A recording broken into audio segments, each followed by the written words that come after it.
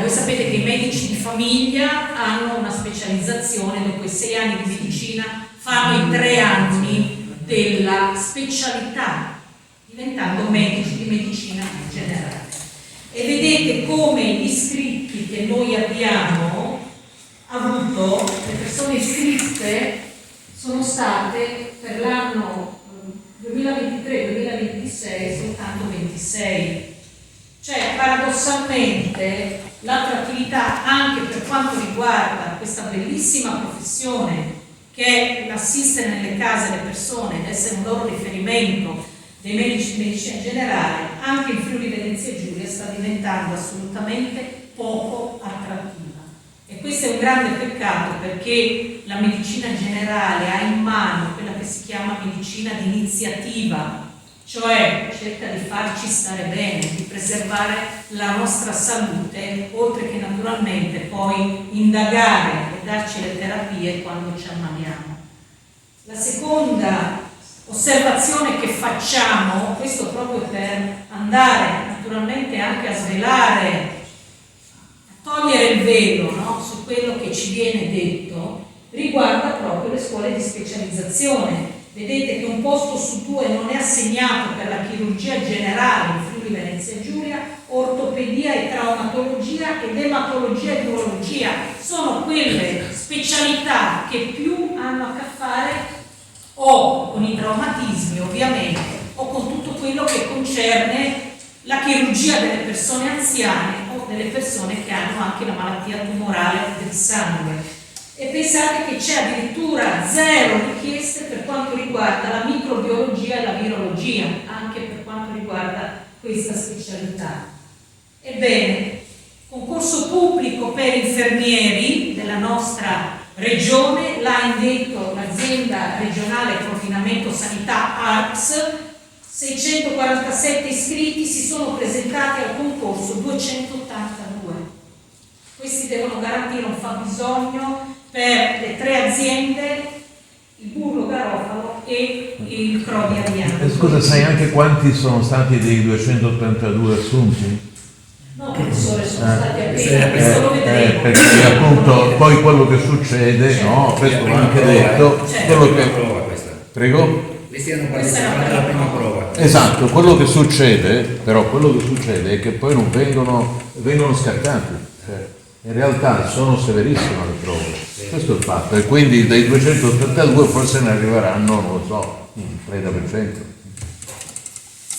Il concetto delle liste di attesa radiologiche, avevo portato un documento, ma abbiamo la fortuna di avere direttamente tra di noi il segretario dei medici radiologi del Friuli Venezia Giulia, il dottor Stefano Magni, a cui dopo lasceremo ovviamente la parola, proprio perché fu profetico nel 2021 l'alert che egli lanciò e tutto quello che aveva scritto a Riccardi, il dottore rappresentante dei medici radiologi, si è verificato, siamo nel 2024. Poi abbiamo le cure territoriali e l'altra parte, l'aura della medaglia, l'ospedale e le cure al domicilio e nei territori. Questa è una importantissimo lavoro che la terza commissione sanità della regione ha fatto con IRES. Qui oggi c'è il dottor Masotti dell'IRES, di questo istituto di cui abbiamo veramente il vanto noi in Friuli Venezia Giulia, è un istituto scientifico che ha dato un'immagine di come qua nel 2022 funzionavano in quel momento lì le cure domiciliari, tenere a casa le persone che hanno una malattia avanzata, non solo un tumore ma anche una malattia cronico-degenerativa. Si parla di reti di cure palliative, perché il concetto è di unire naturalmente i percorsi dell'ammalato tra ospedale e domicilio, o tra casa di riposo e domicilio, RSA, domicilio e hospice, e questa indagine, questo importante studio che IRES ha fatto è stato consegnato nelle mani dell'assessore Riccardi della nostra regione. Guardate, siamo nel 14 aprile del 2022, sono praticamente passati 2 anni e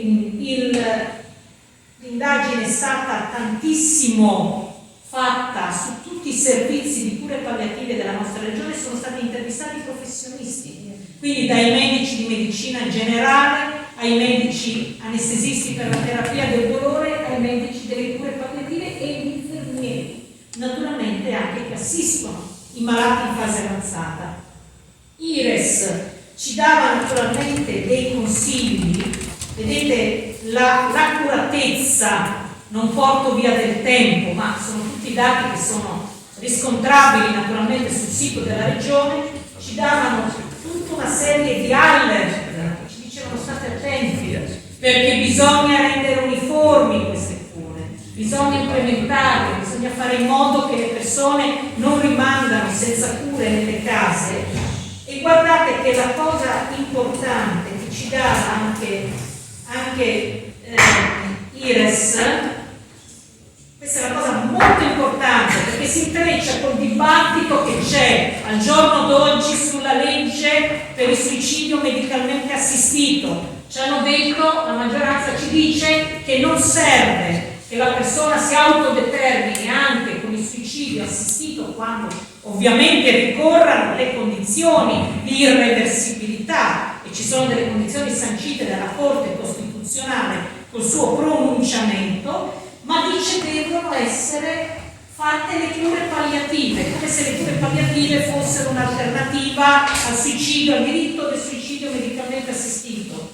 Eppure guardate, già nel 2022 IRES diceva alla Regione rendi somministrabili nelle case delle persone in maniera omogenea anche i farmaci che servono a sedare i sintomi della fase più drammatica, che sono le ultime ore di vita, quando alla persona manca il respiro o c'è un'agitazione psicomotoria incoercibile. Noi abbiamo la discrepanza tuttora che stiamo parlando, ci sono aziende, ci sono distretti nella medesima azienda che hanno degli atteggiamenti difformi, per cui se un altro ha bisogno di una sedazione palliativa fatta con un farmaco che si chiama Midazolam, non lo può avere a Udine, lo può avere magari se è residente a San Daniele, ed è una cosa spaventosa. Questa è l'ennesima ipocrisia che si ha quando appunto non solo non si mettono a posto le cose ordinarie per quanto riguarda le cure domiciliari,